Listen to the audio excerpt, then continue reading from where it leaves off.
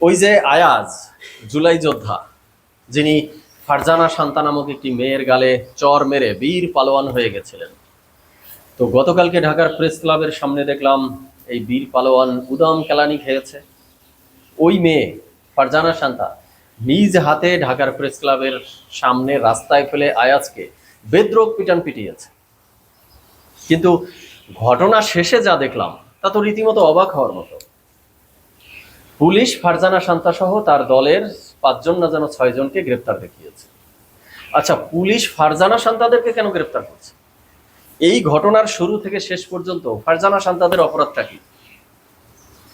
এই ঘটনাকে কেন্দ্র করে মব সন্ত্রাস বলেন, সন্ত্রাসী কর্মকাণ্ড বলেন, অন্যের উপরে আক্রমণ করা বলেন, আইন শৃঙ্খলা বিচার ব্যবস্থাকে তোয়াক্কা না করে বিচার ব্যবস্থা আইন শৃঙ্খলাকে নিজের হাতে তুলে নেওয়া বলেন, এই সব কিছু তো আয়াজরা করেছে।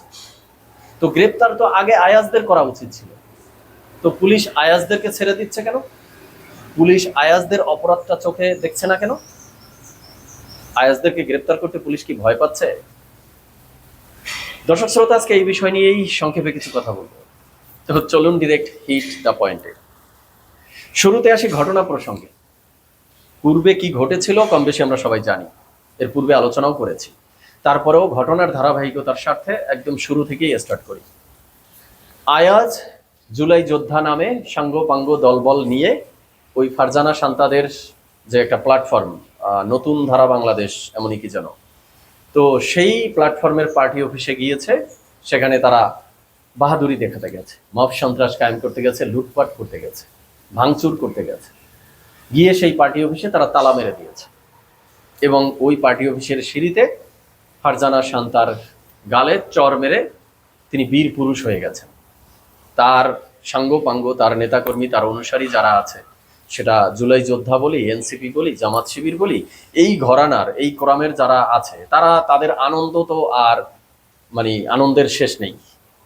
তারা আনন্দের সাগরে ভাসছে। তারা এই আয়াজকে সাব্বাস দিচ্ছে, বাহবা দিচ্ছে, পুরস্কৃত করছে, না পারছে মেডেল দিচ্ছে।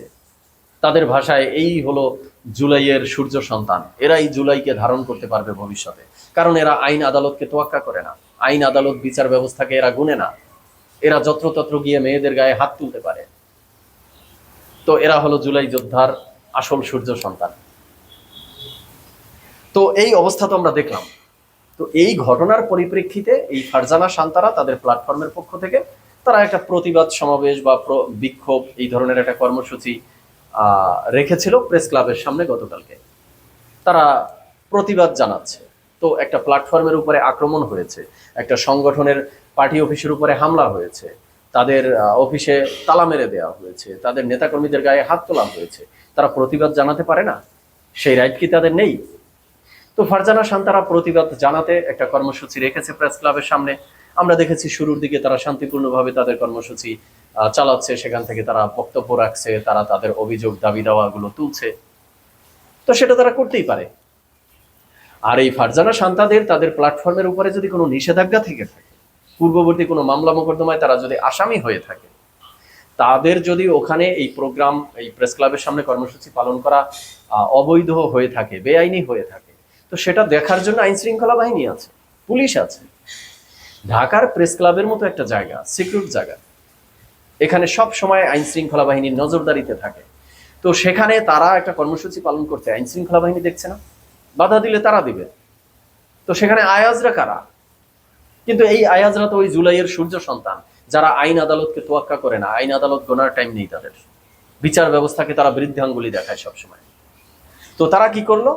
তারা এই শান্তিপূর্ণ একটা কর্মসূচি, এই ফারজানা শান্তাদের, সেটার উপরে এসে সন্ত্রাসী কায়দায় গতকালকে আক্রমণ চালালো, হামলা চালালো।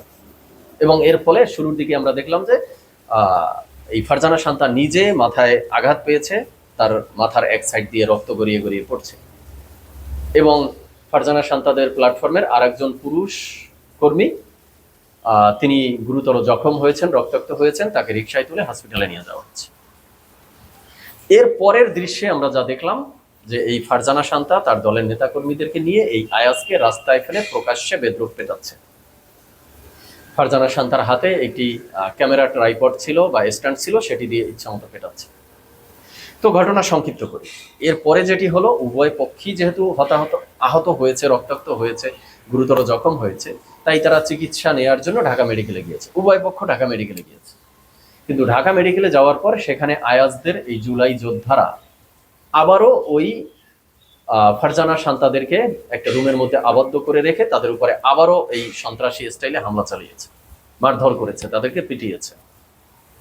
এরপরে দেখলাম সেখানে পুলিশ এসেছে। পুলিশ প্রোটোকলের মধ্য দিয়ে তাদেরকে সেখান থেকে সরিয়ে থানায় নিয়ে গেছে এবং পুলিশ বলছে যে পুলিশ হেফাজতে নিয়ে গেছে। এরপরে লাস্টে যেটি দেখলাম যে হেফাজতের নামে এই ফারজানা শান্তা সহ তার দলের 5 জন বা 6 জনের বিরুদ্ধে গ্রেপ্তারি পরোয়ানা দেখিয়েছে, মানে তাদেরকে গ্রেপ্তার করা হয়েছে। তো এখন আমার প্রশ্ন হলো, ফারজানা শান্তাদেরকে কোন মামলায় গ্রেপ্তার দেখানো হলো? এই ঘটনায় তাদের অপরাধটা কোথায়? তো দর্শক শ্রোতা, আপনারা অবাক হতে পারেন যে শুরু থেকে আমি বারবার কেন বলছি যে ফারজানা শান্তাদের কোনো অপরাধ নেই। ফারজানা শান্তাদের তারা নির্দোষ তা আমি বলছি না। তাদের পূর্ববর্তী অনন্য অ্যাক্টিভিটি নিয়ে তাদের অপরাধ থাকতে পারে, অন্যায় থাকতে পারে, তাদের বিরুদ্ধে মামলাও থাকতে পারে, আমার জানা নেই, বা সেগুলো নিয়ে আমি কিছু বলতেও চাচ্ছি না। কিন্তু এই ঘটনাটা যেই দিন থেকে শুরু হলো, তাদের পার্টি অফিসে গিয়ে এই ফারজানা শান্তাকে চড় থাপ্পড় মারা, পার্টি অফিসে তালা মারা, সেখান থেকে প্রেস ক্লাবের সামনে পর্যন্ত, এই ঘটনার মধ্যে ফারজানা শান্তাদের কোনো অপরাধ নেই।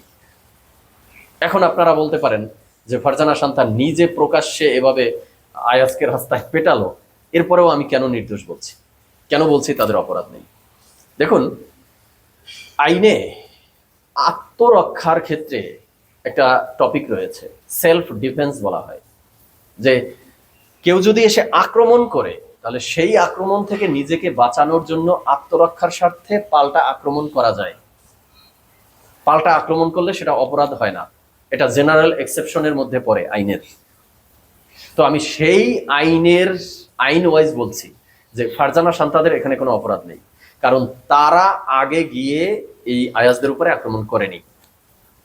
আয়াজরা উল্টো এই ফারজানা শান্তাদের একটি শান্তিপূর্ণ কর্মসূচির উপরে এসে সন্ত্রাসী স্টাইলে আক্রমণ করেছে। তো ফারজানা শান্তারা সেলফ ডিফেন্স নেবে না, তারা নিজেদেরকে বাঁচানোর জন্য, প্রতিরক্ষার জন্য পাল্টা আক্রমণ করবে না, তো সেটাই করেছে। তো এটা তো এখানে অপরাধ না, এই আইন অনুযায়ী, জেনারেল এক্সেপশন অনুযায়ী, সেলফ ডিফেন্সের আইন অনুযায়ী। তারপরেও আলোচনার স্বার্থে যদি সেলফ ডিফেন্সকে এখানে নাও আনি, এই আইনকে যদি নাও আনি, তাহলে আমরা বলতে পারি যে মারামারি হয়েছে, উভয় পক্ষকে মেরেছে, উভয় পক্ষের গায়ে হাত তুলেছে, তাহলে অপরাধ উভয় পক্ষের। তো উভয় পক্ষের অপরাধ হলে উভয় পক্ষকেই তো গ্রেপ্তার করা উচিত, কিন্তু পুলিশ শুধু এই ফারজানা শান্তাদেরকে গ্রেপ্তার করছে কেন, আয়াজদেরকে গ্রেপ্তার করছে না কেন? এটাই হলো আমার প্রশ্ন। তো এই জায়গায় এসে আমি একটু ডিটেলস জানতে চাচ্ছিলাম যে পুলিশ আসলে কোন মামলায় তাদেরকে গ্রেপ্তার দেখিয়েছে। যদি এই প্রেস ক্লাবে আয়াজকে পেটানোর মামলা দেখিয়ে গ্রেপ্তার করে, তাহলে এই মামলা ফারজানা শান্তাদের বিরুদ্ধে খুব বেশি অ্যাক্টিভ হবে না, এই গ্রাউন্ড অ্যাক্টিভ না, এটা উইক হয়ে যাবে, কারণ ওই যে জেনারেল এক্সেপশন সেলফ ডিফেন্সের বিষয় আছে। তো পেপার পত্রিকা পড়ে যেটি দেখলাম যে পুলিশ আসলে এই উইক পয়েন্টে মামলা দিয়ে গ্রেপ্তার করেও, পুলিশ ওদেরকে গ্রেপ্তার করেছে জুলাইকে কটাক্ষ করার জন্য, জুলাইকে অবমাননা, হিউমিলিয়েট করার জন্য, জুলাই যোদ্ধাদেরকে জঙ্গি বলা, এই কারণে। ওকে, সেই মামলায় যদি গ্রেপ্তার করে থাকে, এ নিয়ে আমার কোনো কথা নেই, পুলিশ গ্রেপ্তার তাদেরকে করতেই পারে, সেটা আইন আদালতের বিষয়, বিচার ব্যবস্থার বিষয়, সেটা বিচার ব্যবস্থা বুঝবে। আচ্ছা, এখানে একটা গুরুত্বপূর্ণ প্রশ্ন, পুলিশ যদি ওই জুলাইকে অবমাননার বা কটাক্ষ করার, হিউমিলিয়েট করার মামলায় ফারজানা শান্তাদেরকে গ্রেপ্তার করবে, তো আগে করলো না কেন? এই জুলাইকে অবমাননা করে যে বক্তব্য, সেগুলো ফারজানা শান্তারা তো এই 2-1 দিনে দেয়নি, 2-3 মাস আগে থেকে দিয়েছে। তো তখন তাদেরকে যদি গ্রেপ্তার করা হতো, তাহলে এই ধরনের ঘটনা তো ঘটতো না, এই ধরনের রক্তাক্ত, পিটাপিটি, মারামারির ঘটনা তো ঘটা লাগতো না। বা এই যে আয়াজ, যারা নিজেদেরকে জুলাই যোদ্ধা দাবি করছে, তারা জুলাই যোদ্ধা হিসাবে এই ফারজানা শান্তাদের পার্টি অফিসে গিয়েছে, সেখানে পুলিশ নিয়ে যায়নি কেন? পুলিশ নিয়ে গিয়ে পুলিশ দিয়ে ধরিয়ে দেয়নি কেন যে এদের বিরুদ্ধে জুলাই অবমাননার মামলা আছে, এদেরকে গ্রেপ্তার করুন?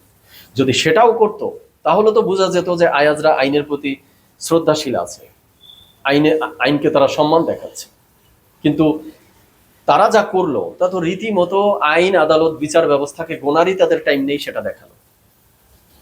তো এই যে আয়াজরা গিয়ে এই সন্ত্রাসী কর্মকাণ্ড করলো, এর দায় আয়াজরা কিভাবে, এই দায় থেকে কিভাবে রক্ষা পায়? এবার আসি আরেকটি পয়েন্টে, যে আমি বারবার কেন আয়াজদের গ্রেপ্তারের কথা বলছি।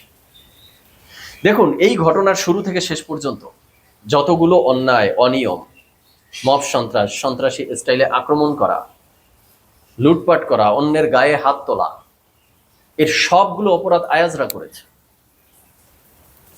প্রথমত, পুলিশের সহায়তা ছাড়া, আইন শৃঙ্খলা বাহিনীর সহায়তা ছাড়া তারা নিজেরা হ্যাডাম দেখাতে ওই ফারজানা শান্তাদের পার্টি অফিসে গিয়ে সেখানে ভাঙচুর মব করেছে। তো এটা অপরাধ না? ফারজানা শান্তার গায়ে হাত তুলেছে, এটা অপরাধ না? ফারজানা শান্তারা প্রেস ক্লাবে এসে তাদের কর্মসূচি পালন করছে, সেখানে এসে সন্ত্রাসী স্টাইলে হামলা চালিয়েছে, এটা অপরাধ না? সেই ফারজানা শান্তারা আহত হয়ে ঢাকা মেডিকেলে চিকিৎসা নিতে গেছে, সেখানে আবার তাদের উপরে আক্রমণ করা হয়েছে, এটা অপরাধ না? তো কোন অপরাধটা আয়াজরা করেনি বলুন তো? তো আয়াজরা এখনো মুক্ত কেন? আয়াজদেরকে গ্রেপ্তার করা হচ্ছে না কেন? পুলিশ, আপনারা ফারজানা শান্তাদেরকে গ্রেপ্তার করতে পারেন, দুর্বলদের উপরে সুতারের কি যেন একটা প্রবাদ আছে না, তাই তো দেখতেছি। তো আয়াজদেরকে গ্রেপ্তার করতে সমস্যা কোথায়? আয়াজদের বিরুদ্ধে অভিযোগের তো শেষ নেই, এলিগেন্সের তো শেষ নেই। তারা কোন অন্যায় অনিয়মটা করেনি এখানে? কিন্তু তারপরেও তারা দুধে ধোয়া তুলসী পাতা, তারা পবিত্র হয়ে গেছে, তারা নির্দোষ হয়ে গেছে। কিভাবে তারা নির্দোষ হয়? আর এই যে আয়াজদের অনুসারী যারা আছে তাদের কাছে ছোট্ট একটা প্রশ্ন করব শেষ পর্যায়ে এসে, এই যে ফারজানা শান্তা, তাকে তো জুলাইয়ের বিরুদ্ধে কটাক্ষ করতে যেমন দেখেছি, তেমনি বলাৎকারের ঘটনাগুলো যে ঘটছে, মাদ্রাসাগুলোতে ছোট ছোট বাচ্চাদেরকে অ্যাবিউজ করা হচ্ছে, তার বিরুদ্ধেও সোচ্চার হতে দেখেছিলাম। তো সেই জায়গায় তো এই ফারজানা শান্তারা স্যালুট পাওয়ার যোগ্য কাজ করেছে। তো আপনারা, আপনাদের নেতা এই যে আয়াজ, কয়জন বলাৎকারকারীকে গিয়ে থাপড়াতে পেরেছিলেন? আপনারা এই আয়াজকে নিয়ে গিয়ে বলাৎকারীদের ধরে 2-4টা থাপ্পড় দিতেন, তাহলে আজকে আপনাদের প্রশংসা করতে পারতাম যে না, জুলাই যোদ্ধা হয়ে ভালো একটা কাজ করেছেন। তো ভালো কাজের মধ্যে তো আপনাদেরকে কোথাও দেখা যায় না। আর যারা বলাৎকারের বিরুদ্ধে কথা বলে তাদের মুখে গিয়ে থাপ্পড় মারেন, মানে কি? বলাৎকারের বিরুদ্ধে কথা যাতে কেউ বলতে না পারে, এই জন্য মুখ বন্ধ করে দিতে চাচ্ছেন আপনারা। আর আপনারাই জুলাই যোদ্ধা পরিচয় দিচ্ছেন, লজ্জা লাগে না? এবার কনক্লুশনে চলে আসি, যে পূর্বের আলোচনায় বলেছিলাম যে এখন তো ডক্টর ইউনূসের মব সন্ত্রাসের সেই দিন নেই। ডক্টর ইউনূসের 18 মাসে দেখেছিলাম যত্রতত্র মব সন্ত্রাসী। জুলাই যোদ্ধারা আইন, আদালত, বিচার ব্যবস্থা গোনে না, গোনার টাইম নেই। তারা নিজেরাই সবকিছু হাতে তুলে নেয়, এখানে মারে, ওখানে পিটায়, ওখানে সন্ত্রাসী কর্মকাণ্ড করে, ওখানে লুটপাট করে, ওখানে চাঁদাবাজি করে। কোনটা না করেছে? ডক্টর ইউনূস তাদের বিরুদ্ধে কোনো অ্যাকশন নেয়নি, তাদেরকে নির্দোষ, তাদের জন্য 7 খুন মাফ তাদেরকে করে দিয়েছে। তো এখন বিএনপি সরকার এসে কি করছে? এখনই কি বিএনপি সরকার জুলাইয়ের 7 খুন মাফ করে দিচ্ছে? না হলে আয়াজ কিভাবে মুক্ত থাকে, তাকে কেন গ্রেপ্তার করা হচ্ছে না? আমি পূর্বের আলোচনায় বলেছিলাম যে এই যে মেয়ের গায়ে চর মেরেছে এবং ওই পার্টি অফিসে গিয়ে হামলা করেছে, আইন শৃঙ্খলা বাহিনীকে না জানিয়ে তারা নিজেরা আইন শৃঙ্খলা হাতে তুলে নিয়েছে। তো আয়াজকে গ্রেপ্তার করা হোক, তাদের অনুসারীদেরকে গ্রেপ্তার করা হোক। গ্রেপ্তার করতে পারলেন না কেন এই সরকার? যদি গ্রেপ্তার করতে পারতেন তাহলে তো প্রেস ক্লাবের সামনে এসে আবার পাল্টা এই ঘটনা ঘটতো না, সেখানে আয়াজকে এই বেদ্রোগ পিটুনিও খাওয়া লাগতো না। তো আয়াজকে গ্রেপ্তার করতে যে পারলেন না, প্রথমবার গ্রেপ্তার না করে এই যে গণপিটুনির মুখে ছেড়ে দিলেন, তো এখনো যে জুলাই যোদ্ধা নামে তাকে গ্রেপ্তার করছেন না, আয়াজের জন্য আবার বড় ধরনের কোনো গণপিটুনি অপেক্ষা করছে না তো? এবং আপনারা জুলাই যোদ্ধাদেরকে নির্দোষ, তাদের 7 খুন মাফ করিয়ে দিয়ে একের পর এক জুলাই যোদ্ধাদের কি বিপদের মধ্যে ঠেলে দিচ্ছেন না তো? জুলাই যোদ্ধার নাম করে যারা অন্যায় করছে, অপকর্ম করছে, মাফ সন্ত্রাস করছে, তাদেরকে অনতি বিলম্বে দল মত নির্বিশেষে, সে এনসিপির হোক, সে জামাতের হোক, সে বিএনপির লোক হোক, আর সে এই জুলাই যোদ্ধা নামে অন্য কোনো প্ল্যাটফর্মের লোক হোক, জুলাইকে ব্যবহার করে, জুলাইয়ের চেতনাকে ব্যবহার করে, জুলাই নিয়ে যদি কেউ ব্যবসা করে, জুলাই নিয়ে যদি কেউ মব সন্ত্রাস করে, দলমত নির্বিশেষে এদেরকে গ্রেপ্তার করুন দয়া করে। এই অনুরোধটুকু এই সরকারের প্রতি রইল। আজকে এই পর্যন্তই। দর্শক শ্রোতা, আপনারা ভালো থাকবেন, সুস্থ থাকবেন, আপনাদের মতামত জানাবেন। ধন্যবাদ সবাইকে।